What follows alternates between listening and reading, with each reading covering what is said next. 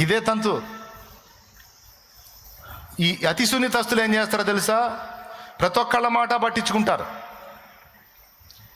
మాట్లాడే వాళ్ళ ముందు చెప్పు తీసుకొని తనిపోకూడదు. వెధవతనం అది, వెధవతనం అది.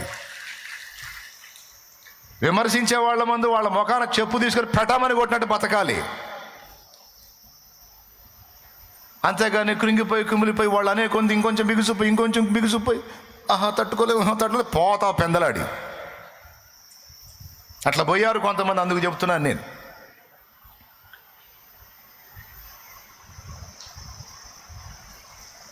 ఎంత సున్నితంగా అంటే ఒక మాట పడలేరు, తట్టుకోలేరు. బాగా మనుషులకి కనెక్ట్ అయ్యి ఉన్న వాళ్ళకి జరిగింది ఇది. నేను చెప్తున్నా, కుటుంబ సభ్యులు ఒక మాట అంటే పడలేరు. ఎందుకంటే బాగా కనెక్షను, ఫ్యామిలీ బాండింగ్. అదే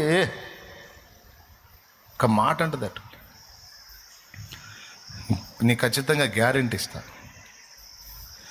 ఎంత కుటుంబ సభ్యులైనా, ఎంత గొప్ప ప్రేమ కలిగిన వాళ్ళైనా ఏదో ఒక సందర్భంలో నిన్ను గురించి అభ్యంతరపడే ఛాన్స్ ఉంది.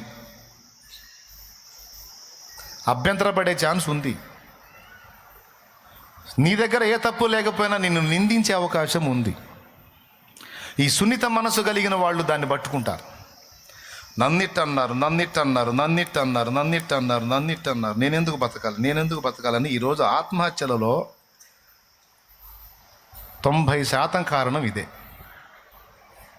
ఆత్మహత్యల్లో 90% కారణం ఇదే. చెప్పేటప్పుడే నిద్రముఖం వేసుకొని వింటారు. చెప్పేటప్పుడే మైండ్ తలకాయ ఆడో పెట్టుకొని వింటారు. ఇది ఎక్కకపోతే నిజంగా చేస్తారు. అందుకే చెప్పే జాగ్రత్త మైండ్కి ఎక్కించుకోండి. మీరు కూడా ఎక్కించుకోండి. కళ్ళు తెరిసే ఉన్నారులే. కళ్ళు తెరిసే ఉంటే ఆ మైండ్ నిద్రపోతుంటుంది. తీసుకోరు. ఎందుకు అంతసేపు ఎఫెక్షన్ వాళ్ళ మీద?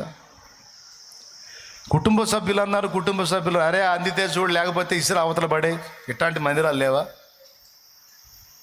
ఊడ్చుకుంటే అంత అన్నం దొరకదా? కొడుకులు వాళ్ళు అడ్డ గాడిదలు. అలివైతే చూడు, లేతే ఆడ పడే. అదిగో 25-30 మంది బతుకుతున్నారు. 30 మంది కాదు, చాలామంది ఉన్నారు ఆడ.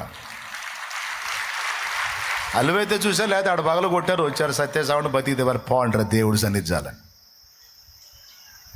ఏ అయ్యా దయ తెలిసినా నా కడుపు నిండిపోయిద్దిరా. నాకేంది? మీకోసం ఎంతసేపు బడి చావాల్సిన అవసరం నాకేమని? తీసి అవతల కొట్టు, వచ్చి బడిడా. లేకపోతే ఉంటుంది ఎక్కడో చోట దారి చూపిస్తాడు. దిక్కులేని వాళ్ళకి దేవుడే దిక్కు. అంతేగాని ఆ కొడుకు ఇట్టన్నాడు, ఈ కూతురు ఇట్టంది, ఇంకా నేనెందుకు బతకాలి? ప్రాణం తీసుకుంటావా?